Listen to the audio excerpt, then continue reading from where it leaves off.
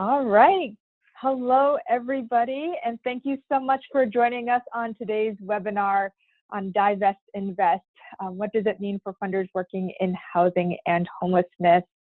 For those of you who don't know me, my name is Stephanie Chan. My pronouns are she, her, hers, and I'm the Director of Membership and Programs at Funders Together to End Homelessness. And I am really excited to be sort of facilitating and moderating today's webinar. So just a couple of housekeeping things to get us started. I believe I set up the back end so that all of your phone lines should be automatically muted. So if you do want to send in your thoughts or questions or things like that, please feel free to do that as we go along via the chat box. We will be building in time for to answer any questions or comments that come in through the chat box, but don't feel like you have to wait until then to share your thoughts with us. Also, if you really do want to chime in verbally and sort of provide more context to a question or something like that, feel free to just let us know that, and we'd be happy to take you off mute, or you should feel free to also unmute yourself and just chime in verbally as well. Additionally, this webinar is being recorded, and the recording will be available to full members of Funders Together afterwards. We usually have that up on our website in a day or two after the webinar. So just to get us started and to hear who is on the line, if you are viewing this webinar from your computer, we'd love for you to type into the chat box your name and where you are dialing in from, it will also help our speakers know who they are talking to today. So before I dive in, I just want to acknowledge a couple of key partners for this webinar. First, I wanted to thank Philanthropy New York for being a regional co-sponsor for this webinar and for promoting this webinar to funders in New York. But also really want to give a big shout out and thank you to Neighborhood Funders Group for really helping to design and organize this webinar. It's been a couple of months in the making as we worked out what the right timing was and what the right tenor of conversation would be for this webinar. And just to set a little bit of context about why we decided to even have this webinar in the first place, if you were at our 2019 Funders Institute in July in Washington, D.C., you might remember that the theme for that event was advancing racial equity from the ground up. And so I really see this webinar as a way to continue that conversation. I originally reached out to NFG to help us put this webinar together, not just to continue that conversation, but because NFG is so focused on grassroots power building so that communities of color can really thrive, I really thought that there was a lot of good synergy and partnership opportunity between Funders Together to End Homelessness and NFG. Additionally, if you've been following NFG's work, I think they've also been leading some great conversations around affordable housing, so that this topic around building power and affordable housing and homelessness and criminal justice and the Divest, Invest framework, which we'll be learning more about today. There's a lot of great overlap between our two organizations and the things that our members are talking about and wanting to learn more about. So with that being said, just wanted to provide a little bit of context about what I hope all of you will walk away from this webinar knowing. So I hope that all of you will walk away with some new knowledge about what the Divest, Invest framework is and how you can use it to shape your grant making. I also hope that you will walk away with an understanding about the importance of grassroots organizing in advocating for better policies around homelessness, affordable housing, and criminal justice reform, and also why housing and homelessness funders should build relationships with groups who are not traditional sort of like homelessness organizations, but who are also working on housing and homelessness issues from different angles. So to help us get us there today, we have three amazing speakers who are really dedicated and passionate about racial and social justice. You can see their faces on your screen. The first is and Niall Malloy, who's a Senior Program Manager for the Democratizing Development Program at Neighborhood Funders Group. We have Marbury Spelly Butts, who's the Executive Director of Law for Black Lives. And we also have Martha Toll, who is the Executive Director of the Butler Family Fund in Washington, D.C. So with that being said, I am going to turn things over to Niall to get us started. Just sort of sharing a little bit more about an NFG and the Divest Invest framework. So I'm going to put myself and let Niall take it away. Great. Good afternoon. Good morning to some of you. Yes, my name is Niall Malloy. I manage a program, Democratizing Development. And the program's been around for over 3 years, and it's been pretty much committed to deepening the conversation around the 3 Ps, which is focused on a housing solution and housing justice agenda around tenant protections, preserving communities, and then also producing affordable housing. And so within our network of funders, we've really been committed around those 3 Ps of strategies, which is within a racial justice and a power building lens. And we've seen a lot of fruits of that labor. And within this political moment around housing and also the intersections of how it's connected to homelessness, we are also seeing an uptick of a lot of conversations between homeless advocates, housing organizations that are now doing homeless work because some of the organizers can't afford in places or are living in their homes, living outside their homes in other places, or sharing, living in their car, and these other issues. We're seeing a lot of interconnections. So this conversation is actually really good for us too, to learn specifically about your network and how we can kind of work better together to pull connections together. So the work that we've been doing at Neighborhoods Funders Group is really committed to the capacity building from around community power, supporting movement organizing, to advance economic, social, racial, and also climate justice issues throughout the country. We have a broad network really committed to these issues, from looking at economic issues through our Funder for Justice work, a just economy, through our work looking at rural areas, and then also some emerging work that's happening around climate. But I think particularly for this conversation, you know, the Funder for Justice and the Democratized Development Program is really been trying to work closer together, and particularly around how our funders are really having conversations around the criminalization of people and the issues around housing and community development. And so a little bit about FFJ, my colleague Lorraine Ramirez, who manages the program, who is a pretty rock star, stellar person that I've been loving to work with. A lot of the FFJ work kind of emerged out of Ferguson, looking at the resistance movement, state violence, and also the connection around criminalization of people of color. And through this work, it's pretty much this conversation around how do we divest from this criminal justice system and how do we build thriving communities. And this toolkit is pretty much a reflection of the intersections that we see that are happening. You can turn to the next slide too. And what we see is, you know, criminalization affects, you know, everyone, you know, people of color historically. And what we've been trying to do more at NFG is talking more around criminalization from a more historical lens. And a few weeks ago, we kind of tested this strategy or conversation around the history of racial capitalism and how criminalization is a part of that racial capitalistic structure, where the process of deriving value from racial identity not only harms the individuals historically, from slavery to redlining to other issues that are affecting communities' lives, to how it affects the whole society as a whole. And so we are trying to ground conversations through our network of how criminalization, economy is all built out this kind of racial capitalistic structure, which is kind of the fruit of the foundation of our economy in the United States, and having deep conversations that reflect that. And so what you see in this visual is really a reflection of that, and how when the system responds, it responds in criminal ways, which is how we see the reactions with the homeless issues that are affecting a lot of communities. You can go to the next slide.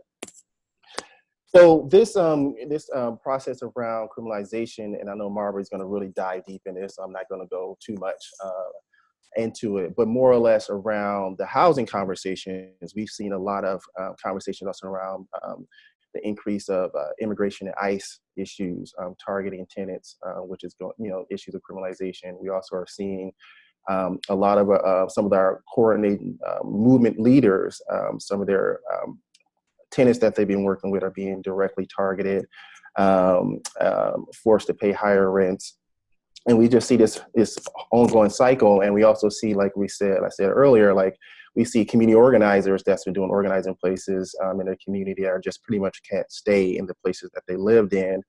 Some of them are forced to live in their cars, and also are got tickets, and then are also dealing with being criminalized for those just for being in that situation. And so what we're seeing, like these things are converging together in ways that we are hoping that philanthropy can really have a more holistic and deeper perspective out of breaking out of the silos of how we traditionally invest. So that's one of the kind of key things that we're really having more conversations with funders, is how do you look beyond the traditional silos of our investments, but also see the bigger picture. You can go to the next slide. And so what we see right now across the country is pretty much unaffordability, gentrification, displacement. I know it's different versus rural, urban, and suburban areas and whatnot. But what we see is that people are unable to stay or live, and this has a lot to do with wages, also just like land grabs, the speculative market. And so what we are seeing that our strategy within the Democratized Development Program is trying to figure out how do we move some of the housing out of the speculative market. And so we've been trying to figure out strategies around permanently affordable housing, because the financial market is just constantly in influx and reshaping itself to keep low-income and communities of color not able to be able to have a home. You can go to the next slide. And we see this homelessness around the renter conversations, which a lot of our conversations will have been focused on with the housing justice organizations and others, primarily around kind of renter stabilization, tenant protection strategies, and organizing at the tenant level, created tenant unions and working at the local, regional, and statewide level around how do we address, just kind of keep people in place primarily.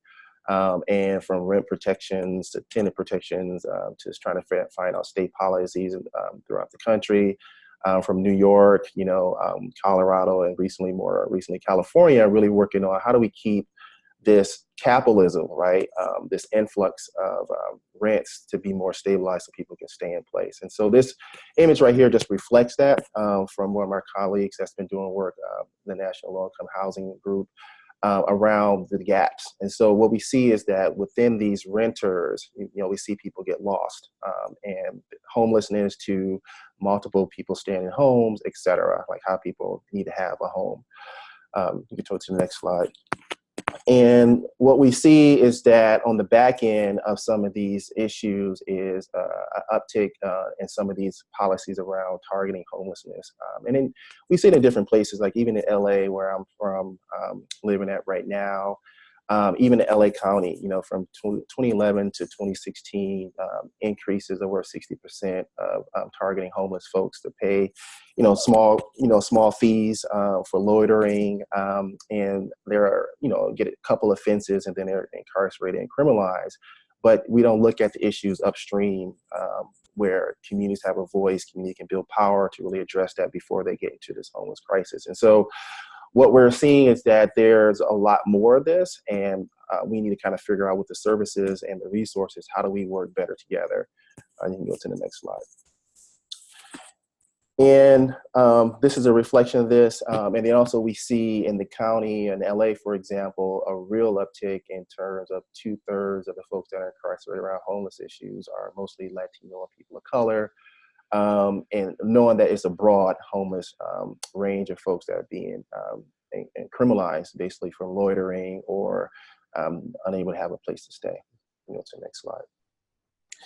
And so the Divest Invest campaign is really trying to figure out at the community development level, how do we actually have more strategic conversation with philanthropic institutions, and how do we work deeper in alignment with community-based organizations that are running on Divest Invest campaigns that are trying to divest from the criminal justice infrastructure, the police, or quote unquote public safety, into services that's going to really be long-term and beneficial to the communities that are most impacted.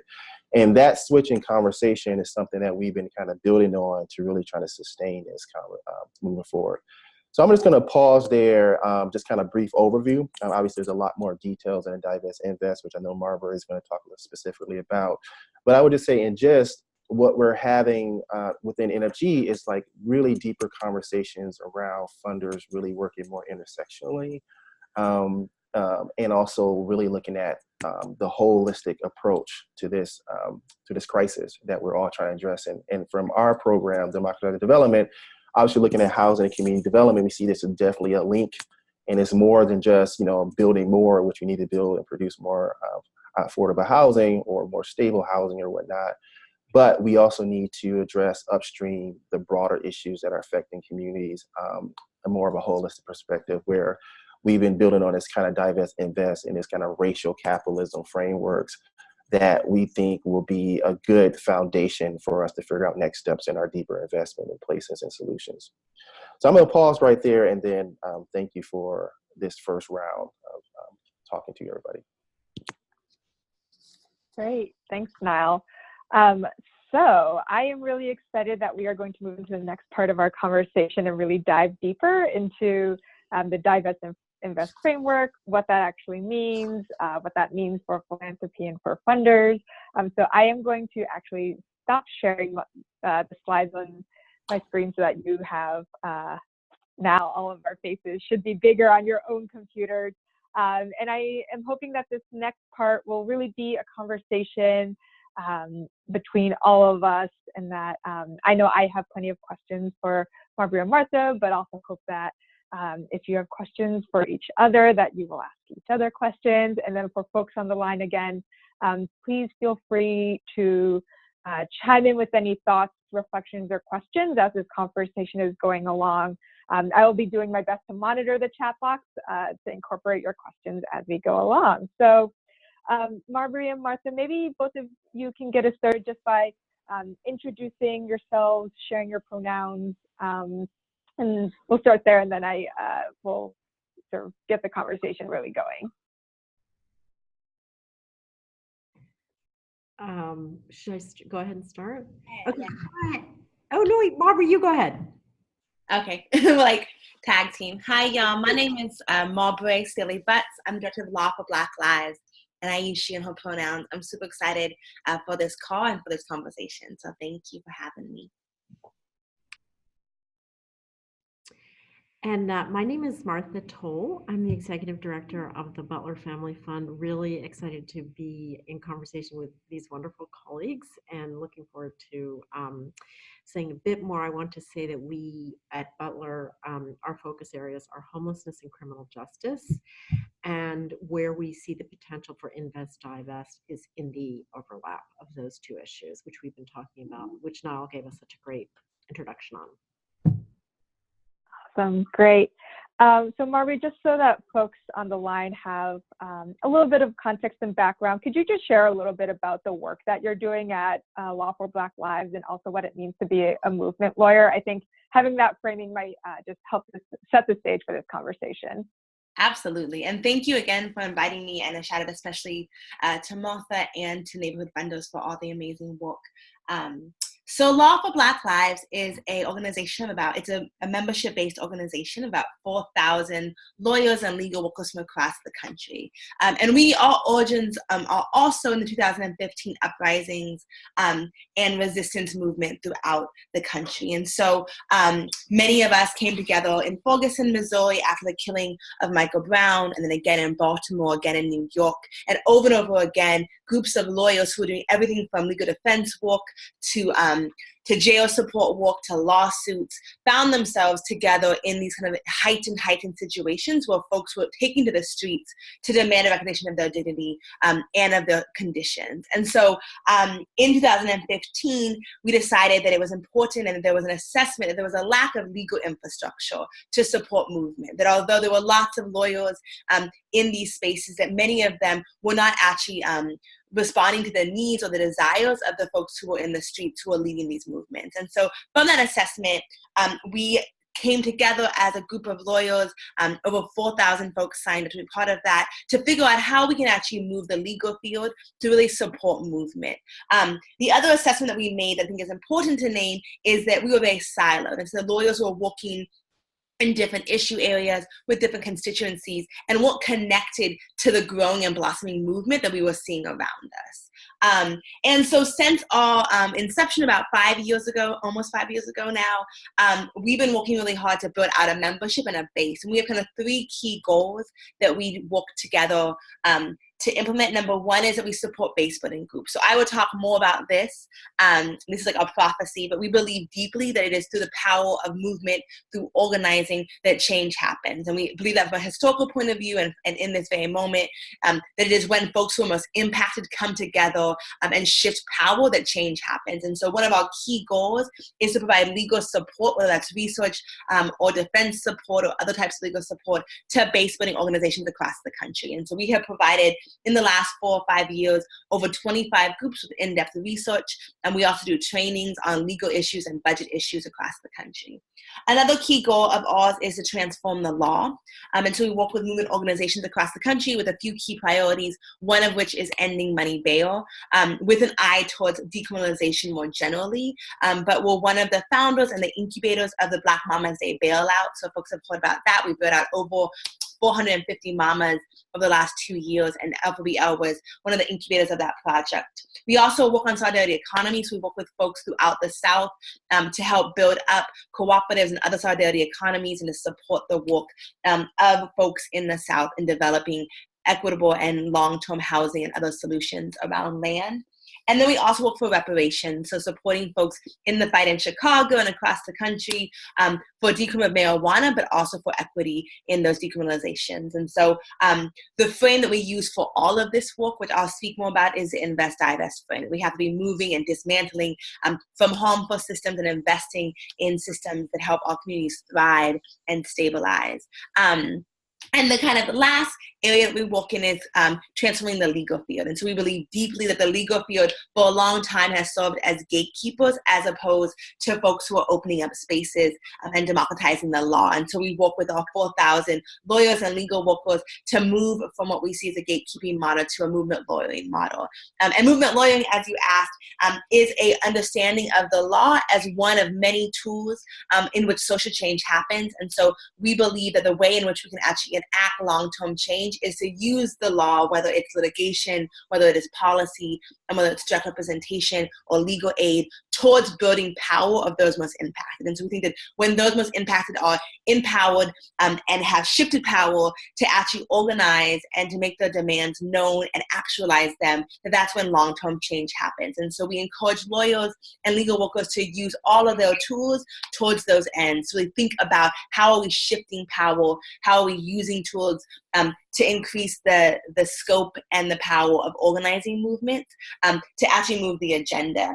And it's less about the kind of what, and so I'm a policy wonk. We work with litigators, we do direct representation, we have housing lawyers in the mix, we have defense attorneys in the mix, so we all practice law in similar ways, but the why or the why of it is less about individual mitigation and more about how do we actually shift these systems in radical ways. And I say radical in the Ella Baker sense of grasping at the roots of the issues that we face. And so we're really excited. We have over 4,000 members now who have committed themselves to lawyering in a way that actually is about building power and doing that in deep relationship with movement organizations and actors and those most impacted by these issues, because we think those closest to the problem are also closest to the solution. So that is our quick elevator pitch on LPBL and movement lawyering, and super excited to dig more in. Awesome, thanks. I know one of the things you just said was that you do all of your work through the Divest Invest frame. So I was wondering if you could talk a little bit more about that, build on what Niall shared, maybe share some of the key principles behind the Divest Invest framework, and also how, if there's anything you want to build on what Niall said around connecting it to housing and homelessness, but love for you to share that. Sure. Oh, go ahead, Martha. No, that's for you. Yeah, so, the Invest Divest frame is a new word for a really old concept. And so I think whether, I was just reading about Reconstruction or rereading Du Bois's Black Reconstruction. And whether it's the work of freed slaves and the Freedmen's Bureau to not just give short-term employment, to give like long-term land grants to Black folks who were enslaved, whether it's MLK's Beyond Vietnam speech, where he talks about the inordinate amounts of money going to militarization while our people don't have housing or basic services inside of our own communities here in the U.S.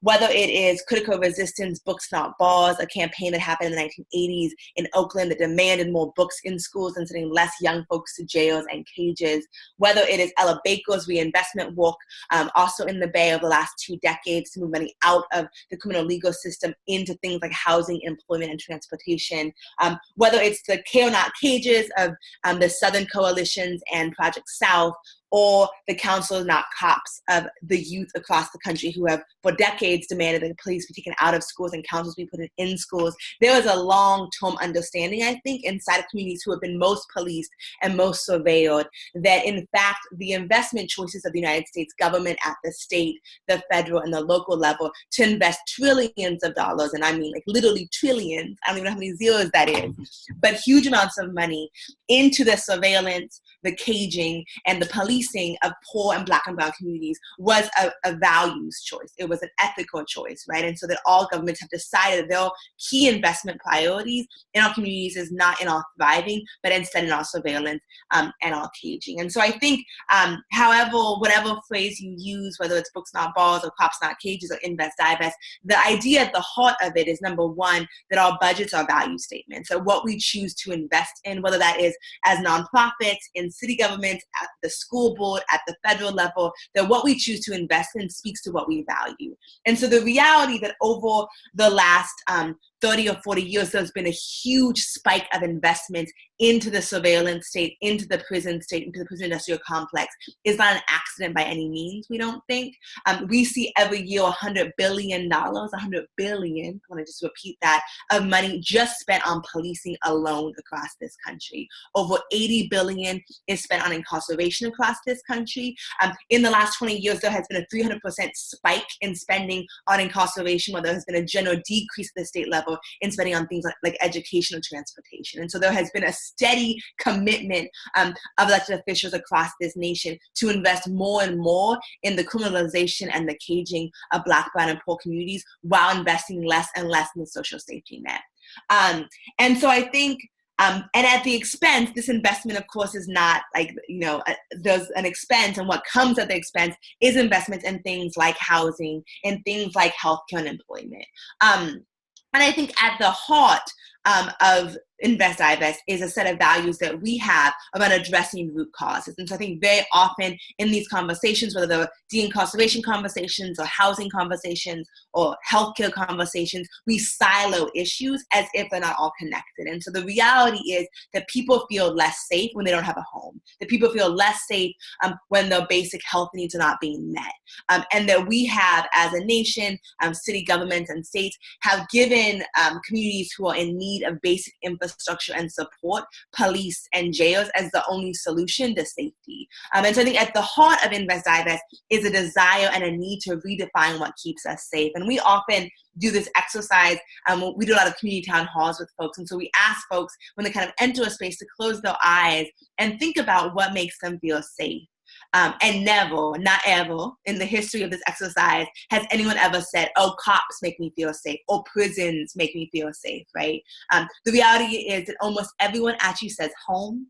They mention something that they love, a grandmother or a loved one. They mention the smell of food, that it really is basic things and security. It's lights at nighttime, right? It's knowing that you can call somebody if something happens that keep us safe. And so we really are advocating for a common sense approach to safety that reinvests in things that we know keep us safe in the long term. The other thing that I think is really important about Invest, Divest, which I think Niles mentioned, is intersectionality. It's acknowledging that for so long we've walked in these deep silos and acted as if the fight for housing as a human right is separate than the fight for criminalization of poverty, or the fight for healthcare is separate than the fight that we're having around the attack on our trans and queer brothers and sisters. And so the reality in the Divest is to say that actually that our whole experience, our whole budget is a holistic investment that we have to actually examine and interrogate and decide what are our priorities, what do we think actually keeps us safe.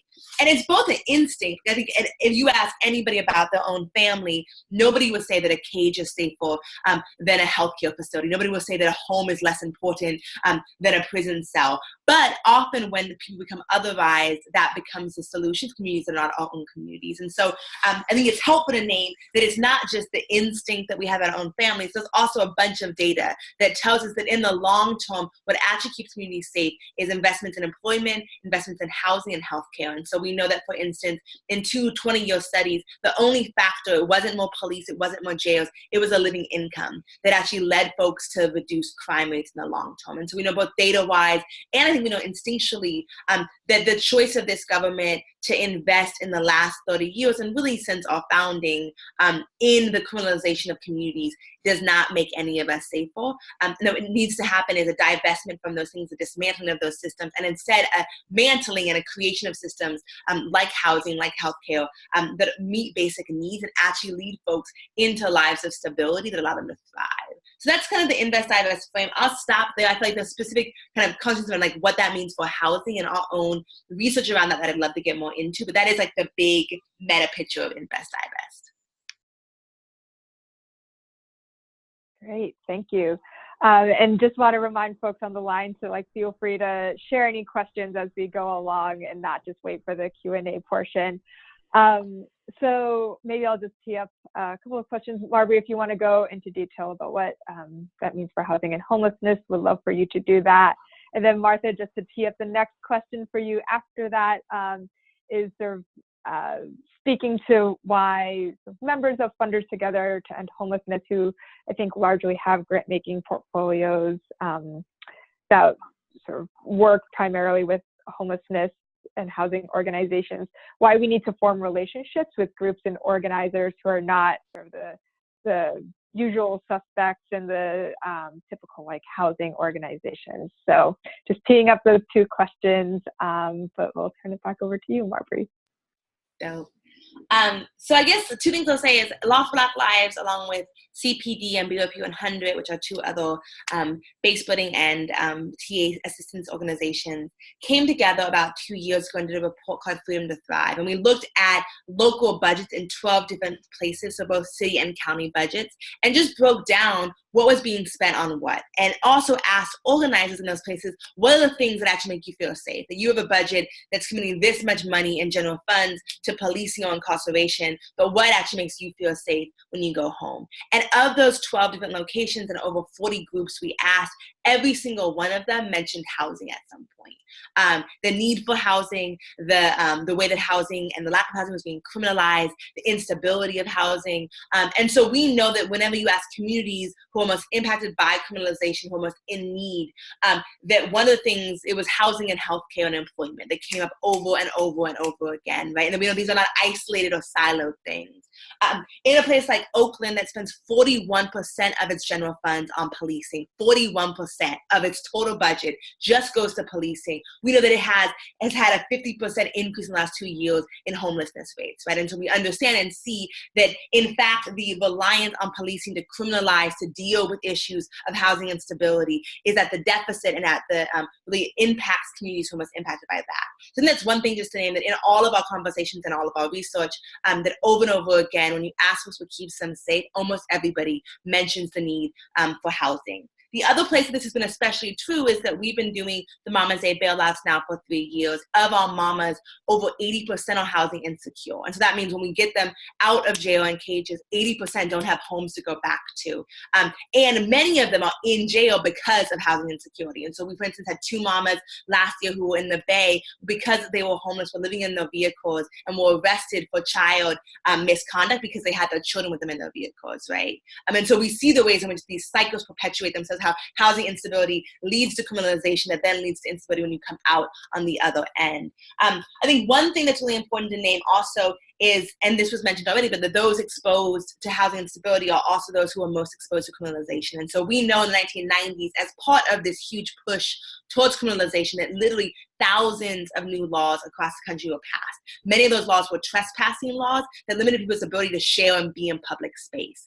And that allowed police officers and judges and courts to criminalize poverty, essentially, in more intense ways. And so that all folks are actually being criminalized for lack of housing, and it becomes a vicious cycle. I think it's also important to name over 85% of folks returning from Rikers jail here in New York also were housing unstable. And so we see this deep connection between the criminalization of folks for housing instability and for poverty, and then upon their release from jails, the instability that leads to them being rearrested in different ways for different reasons.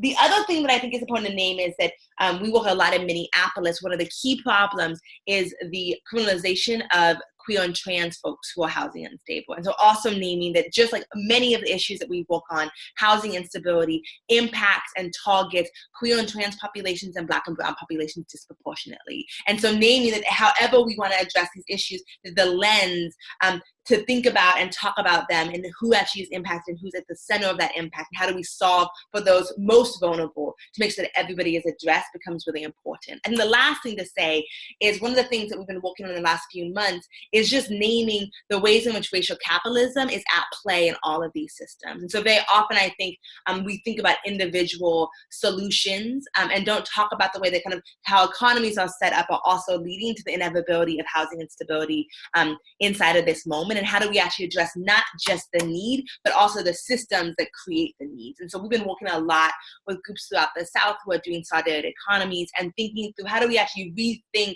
access to housing inside of different economic systems as well.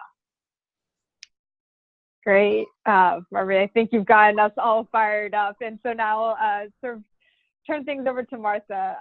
So Martha, I would love for you to share a little bit about why you think funders who care deeply about housing and homelessness need to shift their thinking about who they're building relationships with and who they're funding. Thank you so much. And Margaret, you're a tough act to follow, but this is a great opportunity for me to be able to thank Law for Black Lives and Marbury Stalling Butts we're partnering with them, and we're really honored to be able to do that. And just to kind of tag team on what both Niall and Marbury were talking about, criminalization is America's answer to everything. So you're late to school, you don't have your books, call a cop. You want to cross the border because you're suffering from abuse in your home country, let's cage them up. You're homeless, which is just incredible. And that's a reason to be arrested. And if you think about this, that criminalization is the answer to these very pressing social needs in the wealthiest country in the world, it's a huge shame. We have a lot to be ashamed about. And so I guess the other part of our thinking at Butler has been, we've been doing this work for a long time, and I would say the overall picture is not getting better. We know how to end homelessness. It's about giving people housing, and it's also about healthy communities. Yet what we're seeing is that we have always supported advocacy and policy, and what we see is the central focus of advocacy and policy has been narrowly focused on housing and homelessness. So we have, to some extent, been able to stanch the flow of federal dollars out of the system, but they were inadequate to begin with. And so, yes, we need federal investment, but what we need right now, in our opinion, is a very much bigger picture vision. Housing is not an option. And the idea that we can have a conversation in Congress like we can only give a quarter of the people who need them housing subsidies. So who deserves housing and who doesn't? That's just the craziest conversation. We all need to remember that it's not optional. Everybody needs housing. And then to Marbury's point about intersectionality and not siloing, nobody goes home and says, oh, I'm home. Now, I don't need to go to school or go to the doctor or feed my kids. I mean, nobody operates that way. People are whole people, and humans have needs. So we need to think about this in a much more holistic way. So another thing is we at Butler have been interested in following the money, and Maury just gave you the rather startling statistics about $80 billion just to incarcerate people, $100 billion just for police. There are statistics under that that are incredibly alarming, like more than 85% of the women in prison, who are the fastest growing part of the prison population, are mothers. The idea that we're doing this to mothers is not what I want to be as a United States citizen. I don't want to be part of that. So our theory is follow the money. We've got $80 billion invested in a criminal justice system that's absolutely broken. We have seen crime levels drop dramatically over the last 20 years. And we are now seeing a wave of sentencing reforms occurring at the federal, but particularly at the state level. And that's a lot of savings. And where is that money going? So in the last 20 years, that money has, unfortunately stayed in the system to hire more cops, keep prisons open, increase the number of parole officers. And if we want to be smart about our dollars, those dollars could be invested in a much, much, much more strategic and helpful way, in a way that strengthens communities. So we certainly think that money could go into housing, but honestly, we're not even saying that. We're just saying take it out of the system, because the system is broken and it's a huge waste of money. It's a huge waste of our tax dollars.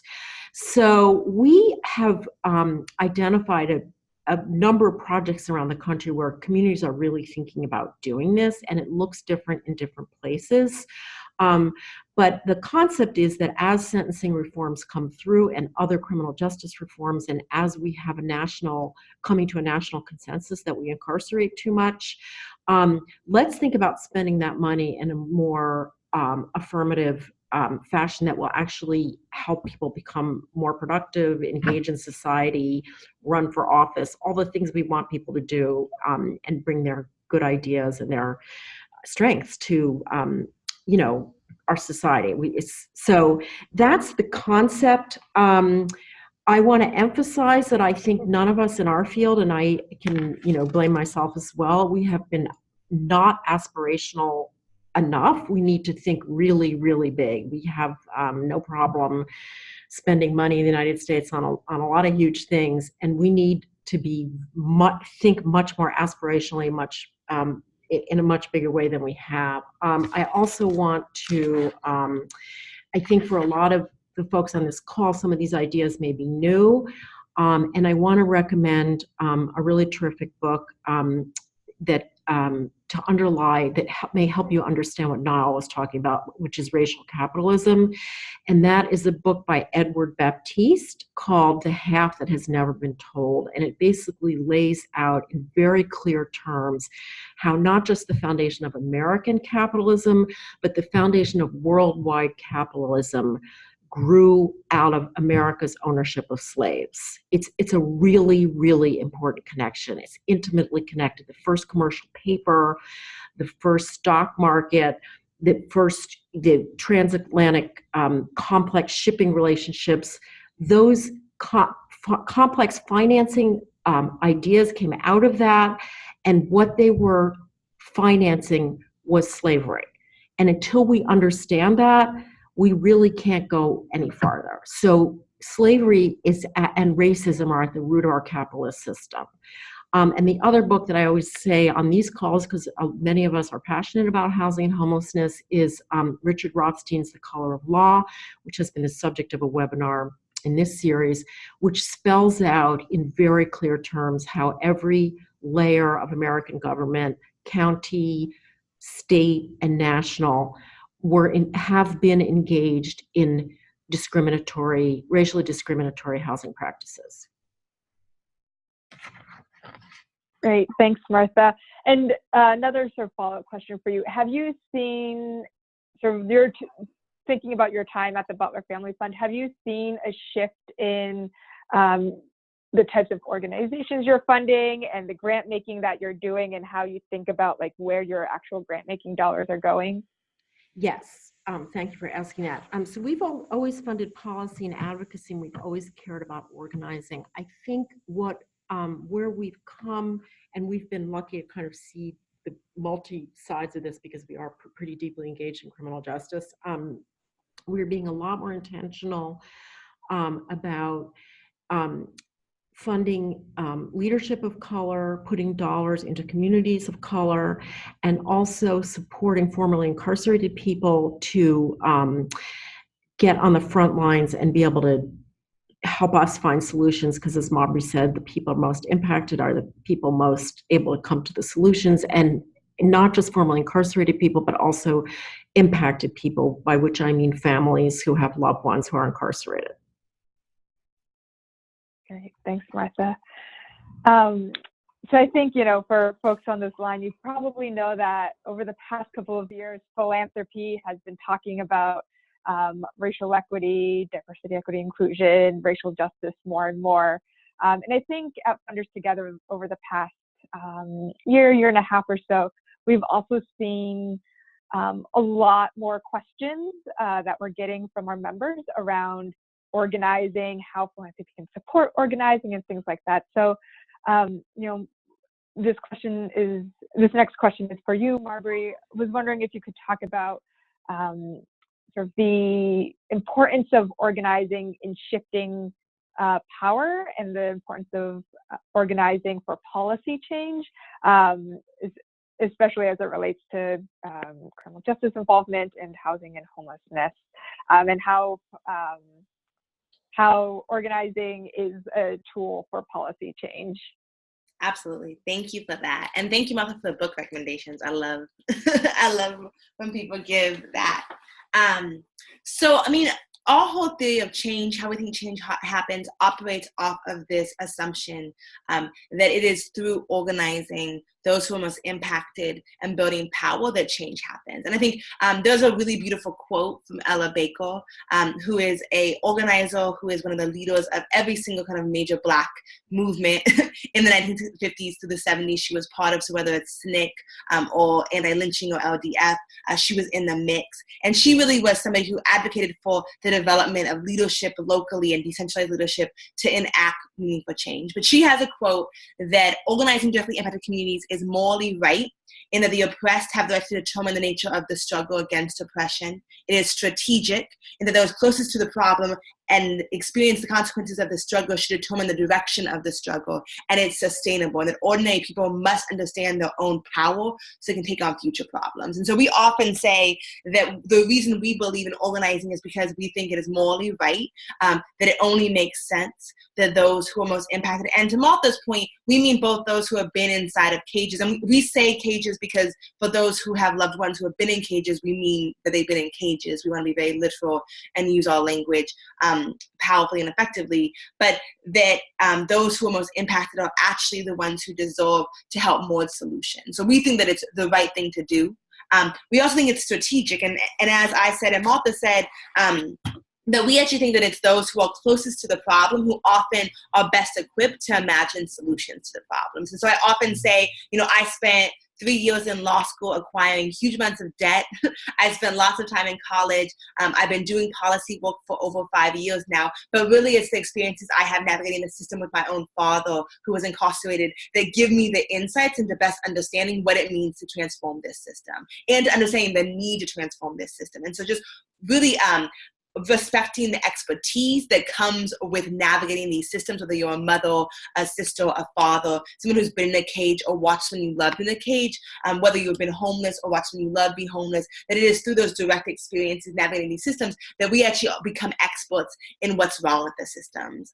So we think that it's strategic. We also think that they often, when we don't organize, the same folks who create systems that are flawed are then responsible for fixing those systems. And it's not a surprise that they recreate the same power hierarchies and similar mistakes in their reforms that were originally the problem, because there isn't a new infusion of expertise or energy. And so we think it's strategic. We also think it's sustainable. And this is really for us a study of history, whether it is reparations, whether it is the right to unions and to organizing, whether it is slavery, whether it is desegregation or deincarceration, that over and over again, we see that policy change by itself in a vacuum is unsustainable without the popular will of people to support and to sustain it. And so we think about Brown v. Board, for instance, and we organize lawyers who talk a lot about like what are the kind of paramount legal cases that folks like, oh, this made a huge difference. And whether it's Brown v. Board or Roe v. Wade, that if you don't have a base of folks to actually implement a strategy, it's not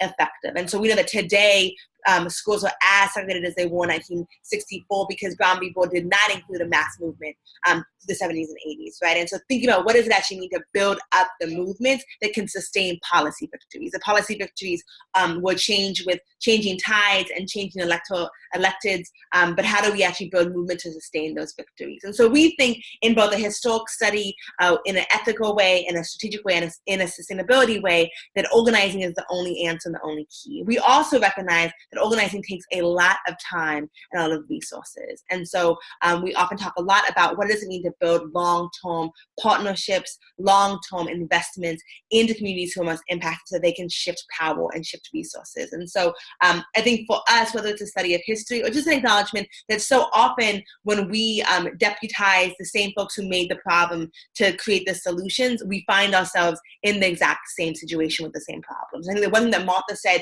that I see over and over again is that the people who have the most wide-ranging and transformative solutions are the folks who have been inside of cages, who have watched their loved ones be locked up. And it's because there was a need for a radical shift in what's happening. And I think that very often those who are inside the system, who are maintaining the system, have less of an imagination of what's possible. And so really relying upon both the expertise, but also the experimentation and the imagination of folks who are impacted feels really important. And that no individual who's unaccountable can actually move an agenda. And so how do we actually support the work of folks who are trying to organize bases, who are trying to recreate and to exercise democracy and actually the governance and in organizing in meaningful ways feels really important. Thanks, Marbury. I think this is sort of what you mentioned around it's the people who are closest to an issue are also closest to the solution is something that the homelessness field has been talking a lot around centering people who have lived experience with housing instability and with homelessness. And so I think it's sort of good to hear that reminder and to know that that is something that is that we need to continue to improve upon and work towards and really center as like a key value in the way we work.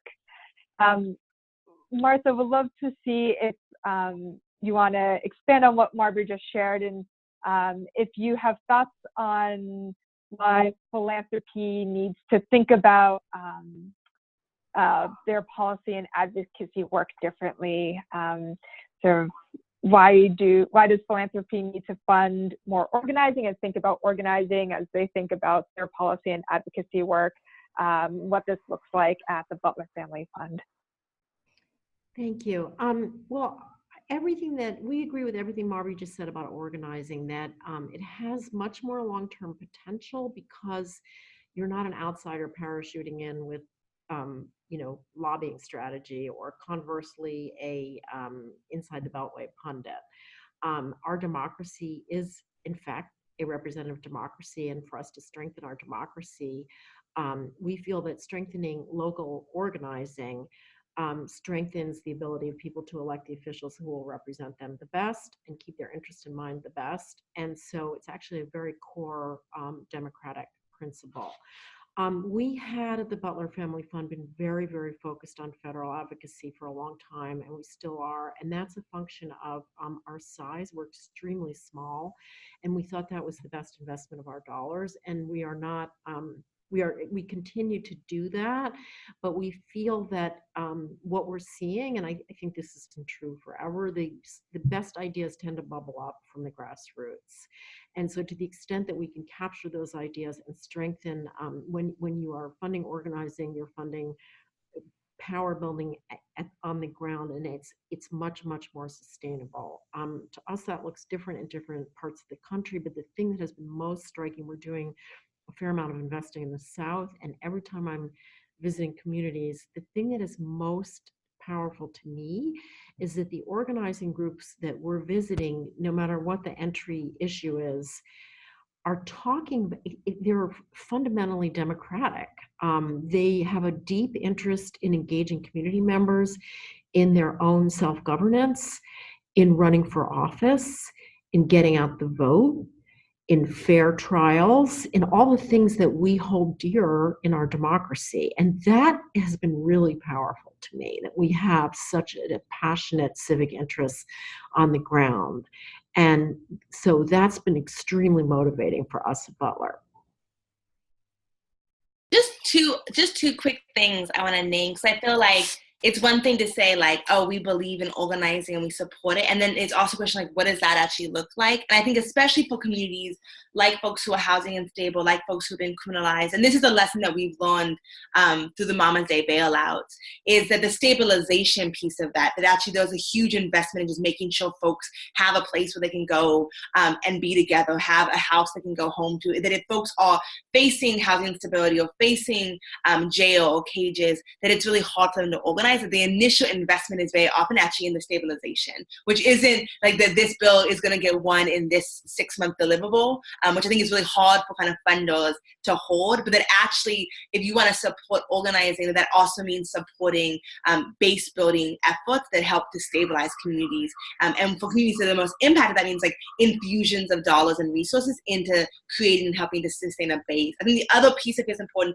is what Martha said, which is experimentation of those amazing experiments happening across the country, especially actually in the South, where folks are just figuring out from very little new possibilities. And they very often funders and all of us are deeply risk averse. And so we tend to want clear deliverables in clear time periods that have been data proven. And the reality is that all of these systems around us are failing systems that continue to be funded at disproportionately high rates. And so that I think taking a risk and allowing folks to experiment and to fail, that we want our grantees to like think about what it looks like to fail and to do that sometimes in the road towards success feels really important just to name as two, I think, tenets of funding-based building is one, funding general funds that allow folks to actually build and stabilize a base, and then funding experimentation and being real that it is through the failures that we are learning a lot about what's possible.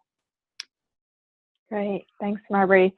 I am going to sort of ask folks on the line, if you have questions, to type them into the chat box.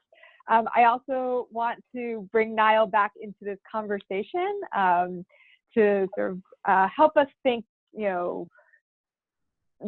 think through what are the implications for philanthropy based on everything that we've heard.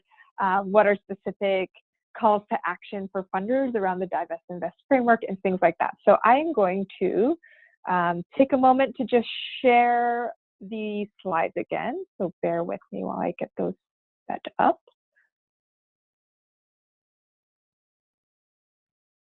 All right.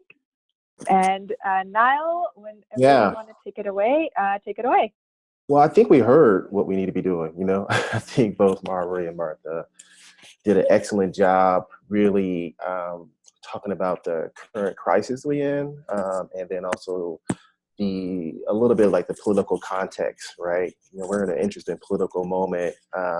We've been in this moment for a while under the current administration, where call to action is what we all need to be taking to maintain our democracy, but also like think about the equity and justice in all its forms, right, across the spectrum. And this conversation right here pretty exemplifies that. And so listen to the presentations. I've really learned a lot. So thank you, both Marbury and Martha, just sharing the context and then also deepening some solutions. And I think in general, we at NFG, the things that are already lifted, we're totally aligned, focus on intersectionality across in our grant making. How do we approach that, having a bigger lens towards those conversations, and also thinking about practically from our vantage point, how do we engage other funders around this discussion? So I think this conversation today really exemplifies more discussions we need to have with funders around this topic, so we can also strengthen our own knowledge base and also understand, what strategic ways we can take action, from the federal to the local, regional, and state level. And so So I was really excited. Just thank you for the presentation. So I do think there's a few things. This visual actually is an example of this. Flora Foundation put together a resource. I put it in the Dropbox here around how can, not the Dropbox, in the chat, how can funders thinking about responding to criminalization that's affecting homelessness is a part of that, but also we heard about LGBTQ communities and also others. And it just really is a comprehensive kind of tool that I thought would be useful for funders kind of looking at if you haven't looked at it. It's actually on our Divest Invest website with Funders for Justice, but I do think it has a lot of kind of do's and don'ts that would be most strategic to talk about. But before I talk about those, and you can actually turn to the next slide, is that, we have pretty much more education to do around the Invest Divest frame. Marbury has been a leader around this conversation with other, we have Funders for Justice advisors really sharing specifically on the grassroots level, community-based level on the work that they're moving around these campaigns in different cities and states. And I think that's really key. And the role of philanthropy really kind of supporting that work, that level of engagement, power building, organizing, that actually has clear policies and strategies and some deliverables, but also I think the thing is like maintaining long-term investment and also how that links to generating general operating support. Because I think there's the nimbleness is really critical, specifically around these campaigns and efforts that have, a policy implication connected to it, but it's also pretty much building their membership, building the capacity, educating folks that has been previously incarcerated, learning from them, and what we heard from the previous two speakers around their solutions and ideas, folks closest to the ground having some solutions that are beneficial to what we need right now to maintain the values of our democracy primarily, but also to shift this broken system that we see is not working for a lot of folks. And so that's one of the key things that we wanted to lift up is more is training capacity and supporting pretty much organizations like Marbury. Marbury is moving forward. So I think that's really critical. And then peer-to-peer learning, we've been, obviously funders coming together, really talking about strategic discussions around this topic, the intersectionality of this work. Like I mentioned, we NFG, we did a convening a few weeks ago at Novo Foundation focused on racial capitalism, and then also with our Funder for Justice annual convening. And these intersectional conversations came up a lot around immigration, around homelessness, around housing, and how this economy is not working for anybody. So that framework around racial capitalism and convening and bringing folks together and learning directly from the folks that's doing the work is really critical. And then the third thing is around this narrative change, narrative shift. And I think some of the things we talked about is really, I think a part of this narrative change that we need to be talking about why the system is broken, why these 80 billion or whatever plus resources are going annually into the criminal justice infrastructure, and how we need to divest and shift and show pretty much projects and opportunities around that that's really pushing the needle around what we can be doing more or better with those resources, knowing that we're one of the richest country in the planet, allegedly. So I think there's a lot of kind of communication narrative shift. There's some efforts around that is happening, and it's not to get stuck there, because I feel like sometimes philanthropy is like, let's just focus on, narrative shift with some consultants or whatever. But what we're talking about is primarily investing in the people that's doing the work so they can actually have a platform, strengthen their platform to share their stories, their solutions, speaking engagements, blogs, et cetera, telling their story in a more thoughtful way. And then the intersectional cross-sector piece that we were mentioning earlier, I think is really a part of this kind of homeless housing conversation, because I think one thing that we're having a lot of discussion in my program is that a lot of funders go straight to production, right? Let's just produce more housing. We need more affordable housing, but all the things that we're saying too, we need tenant protections. We also need to preserve existing affordable housing. If we're not doing all those things and producing affordable housing, that had like community ownership, maybe a permanently affordable housing strategy that has a community land trust really grounded in some democratic frame, we're going to get some of the same things, because we're seeing right now in some of the affordable housing development projects, they're not affordable, right? And you can say there's some units that are affordable, certain AMI, that's 20% or whatever. It's not sustainable nor affordable. So we need to build more permanently affordable housing in perpetuity, to be honest. And that's actually against the capitalist infrastructure, right, around financing and supporting. So what does that mean for philanthropic institutions to understand that dynamic as we're looking at, the services and doing shelters and other kind of homeless related services on the back end without doing those other things around protections and preservation and investing, organizing for groups to do that work. And I would just say lastly too, from our wheelhouse, I think these conversations is really critical. And I think, Martha, the way you're talking about the Buckley Family Foundation, how you've been working on this, I think is an example of a lot of institutions are going through the internal processes to understand these connections in realistic ways, and need to take bolder risk, right? Have more deeper conversations. So I think just kind of the role that we can play moving forward is how do we leverage our, across, all of our institutions, our convening power, and support institutions to really make a deeper commitment around these strategies, around divest, invest in all its ways.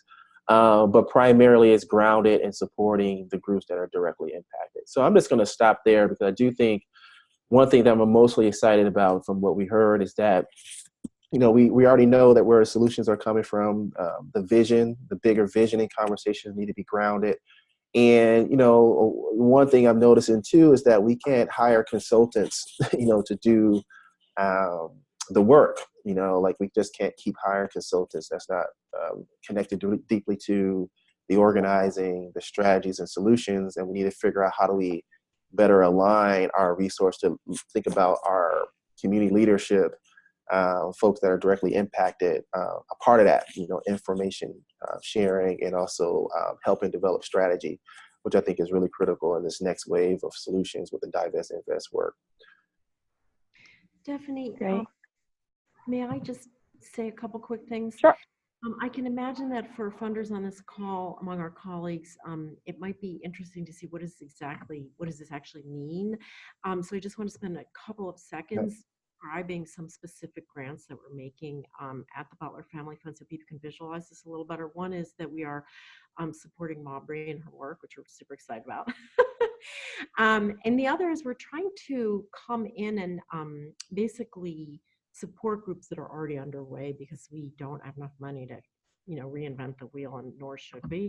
So for example, there's been an extraordinary group of LGBTQ trans women in Atlanta, most of whom are formerly incarcerated, who have taken it upon themselves to basically reform the criminal justice system in Atlanta, and they're pretty badass. That's all I can say. They've gotten extraordinary changes in the way and diverting people from prison, and much more affirmative solutions to what's going on. And they started small and got bigger and bigger, and they recently were successful in a campaign to close down the Atlanta jail. There are 2 jails in Atlanta. One was built specifically for the Olympics. We could ask a lot of questions about why we thought that was a good investment, but they've gotten that jail closed, and that has put a lot of money on the table. And they are likely to turn that jail into a community center, a wellness center for Atlanta. And that's just a beautiful, concrete example of what happens when people do this work. And nothing has been easy. They've done an extraordinary job. We've invited a constellation of applications from the state of Louisiana, which passed something called Justice Reinvestment, which requires the state to capture savings from sentencing reforms. The law has a lot of problems. It's had some challenges in its administration, but our thought was it's pretty interesting. This is Louisiana that passed this law. They don't have a history of criminal justice, and we are funding a constellation of groups, advocacy organizing, formerly incarcerated women, to try to see if there's a way to actually put the law to better use, and also to actually get people housed who are getting their sentences changed. As to Niall's comments about we can't build our way out of this, we are putting a lot of focus on renter organizing, because one solution that we're really interested in is some kind of major big picture renter subsidy. That would likely, we can think about all Americans in that sense. Many people are renters before they are home buyers, and the idea that a rental credit could benefit everybody, or the people, and I'm talking about within a certain income level, is really very appealing. And it's not building your way out. It's recognizing that the real estate industry does not need to make the level of profit that they're making, and they can still be very profitable, but also that a range of individuals need rental assistance, and we haven't really focused on that. And again, that's organizing work. That's a big organizing campaign. And this is the last example, we are investing in North Carolina, which passed a series of major sentencing reforms a couple of years ago, but those savings were not captured. So we're funding some work in that state to see about organizing on the ground, with the thought of going back to the legislature and saying, look, we saved all this money, now let's actually spend it on something useful.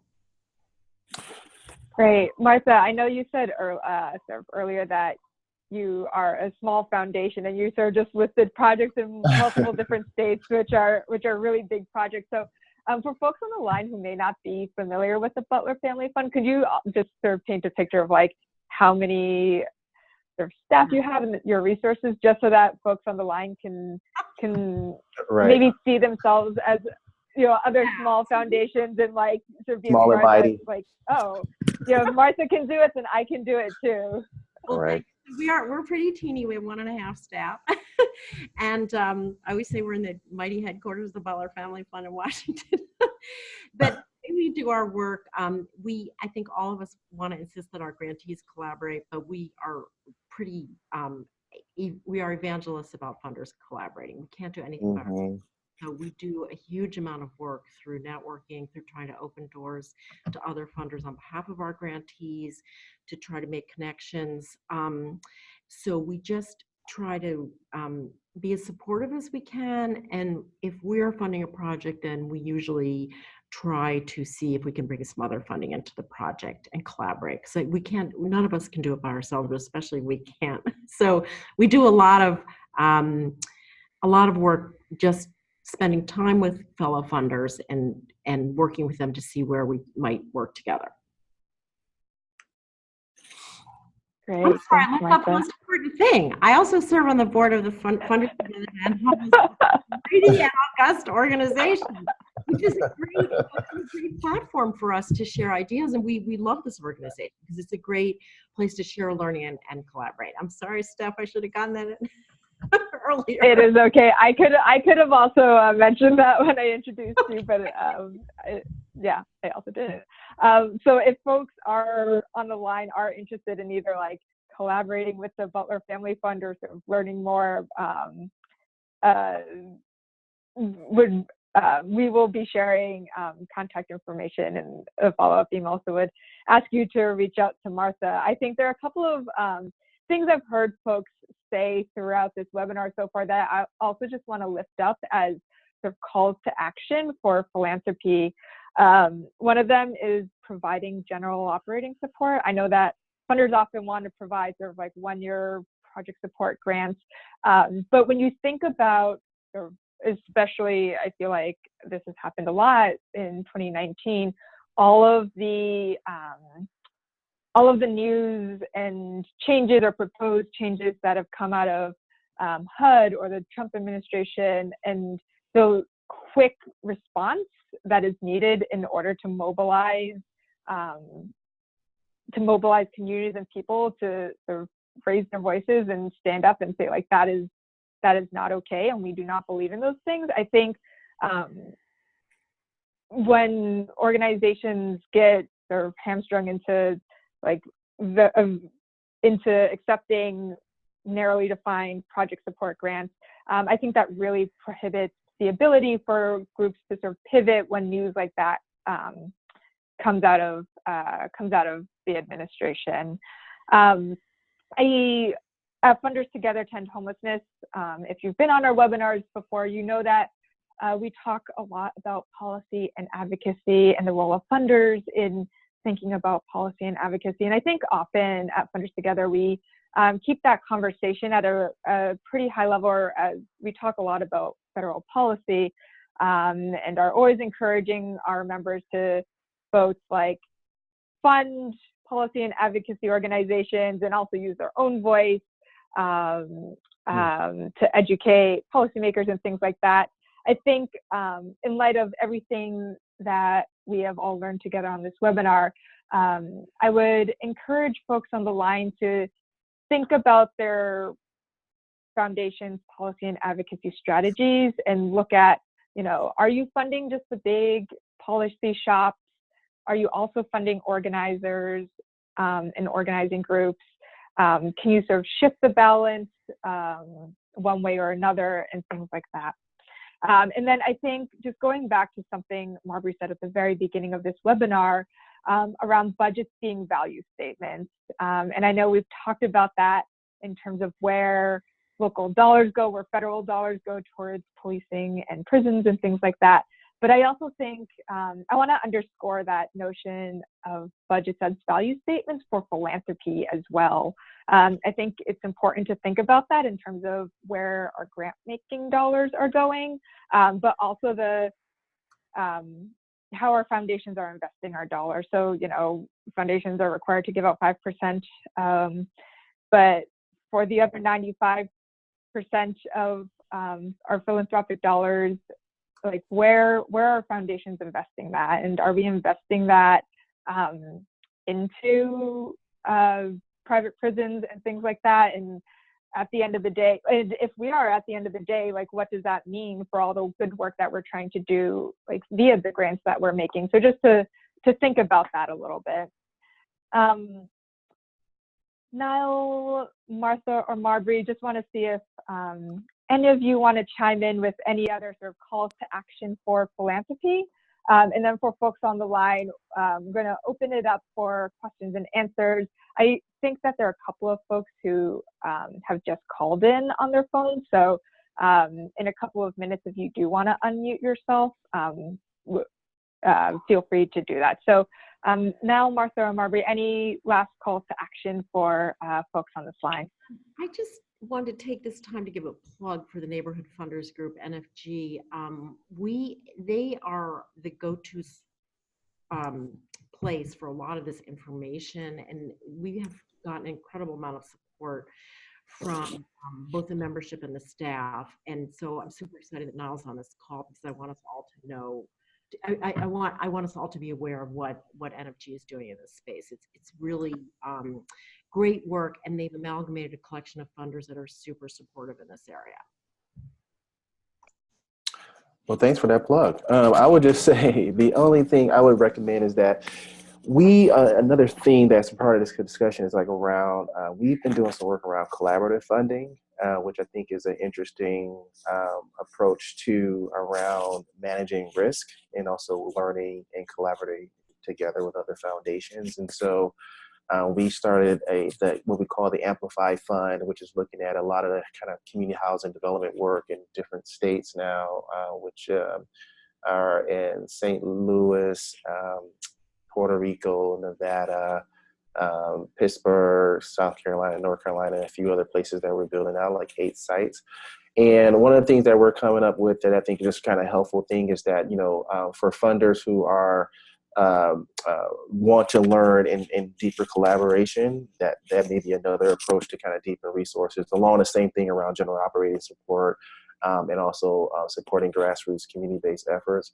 I do wanted to kind of put a plug on, you know, some of the housing work we've been doing is also through some of the Right to the City organizations, a national kind of housing justice organization institution that's been doing work across the country And one of the things that's been recently come up and around the housing justice work and the homeless issue, because some of their members, is around the uptick around white supremacy and some of the white nationalist efforts. And so I just wanted to put that out there as we're thinking about some of our strategy and approach. There's also this kind of other kind of political formation that's being formed that's actually are challenging different places, mostly in some of the rural urban areas, but creating a lot of tension. And so I think for the homeless issues and the things that we're talking about and the housing kind of connections, just there's these now a deepening in that kind of white supremacist and nationalist approaches or policy making, even around voter suppression and other kind of issues that really dovetail a lot with the conversations we're having.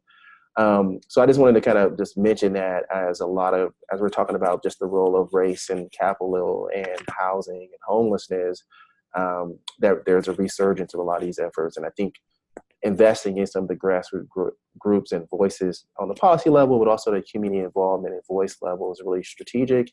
And I think is just really timely, for us to be working as funders with these values that we have better together. And NFG is a place for that, but also like through partnerships with other institutions like this network, I think it'd be important to kind of figure out how do we build on this as the next steps, not just do a one-off webinar, but like where are there other strategic opportunities that we can build as next? I'm looking forward to those next step conversations as well.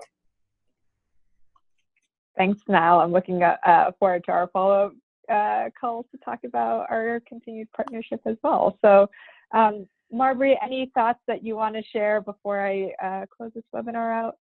I think just to reiterate, ashe and amen to both of what's been said. We also really love energy. But I think the other two quick thoughts is just around what I said earlier, which is it feels really important in this moment to fund in bold ways. And so funding folks who are building power, which we know is a long-term engagement that requires sustained funding with also an eye towards long-term deliverables. And so not things that will get done this session, but what is going to actually build a base of power that will matter in 5 years. Folks who are engaging different and new folks and really building up the base of people who will sustain and implement and ensure the policy is accountable. And then I think tackling root causes and really de-siloing our work is so important. And so how do we support folks who are uncovering some of the root causes, even if the response is and often must be to address immediate kind of attacks on our people. But what does it mean to actually be unheaving and unearthing the root causes? And so I think that is really about how do we support experimentation and like allow our folks to fail sometimes as a way to succeed ultimately. And so just I think funding that supports that kind of innovation and acknowledges that so much of what exists right now is a failure of these systems. So. Mm-hmm. Great. Thanks, Marbury. So just a couple of follow-up items. In a couple of days, everyone on this webinar should be getting a follow-up email from me that will have a couple of resources. We will link to the Divest Invest toolkit on NFG's website, as well as a one-pager that they have around the impact of criminalization on housing justice. We'll also link to the Law for Black Lives website and also provide contact information for everyone who is on this webinar. A couple of other reminders. Registration is now open for our 2020 Funders Forum, which is going to be in February in Oakland, California. I am really excited that our next Funders Forum is going to be in Oakland because I think there's a lot that we can highlight in that community around affordable housing and power building. I think we are also, if you see on the screen, the theme for our next Funders Forum is philanthropy's evolving role in catalyzing efforts to end homelessness. And I think with all of the different forms of philanthropy that we have been seeing and thinking about all the different ways that we have also been seeing philanthropy sort of stand up and push back for in sort of intersectional ways and things like that. I think it's going to be a really rich conversation. So I hope to see you all there. As a reminder, we do reserve spots. for funders who also want to attend the National Alliance to End Homelessness conference. So register soon through our website, and I hope to see you all there. Thank you so much, Niall, Martha, and Marbury, for taking the time to be on this webinar and for sharing your perspectives and your expertise and your wisdom. It is conversations like this that I know really energize me and keep me motivated in the work that I do every day, and I hope that is true for other funders on this line. And so with that, I will formally conclude this webinar and hope to see you all again soon on another webinar. Take care. Thank you. Thank you. Thanks.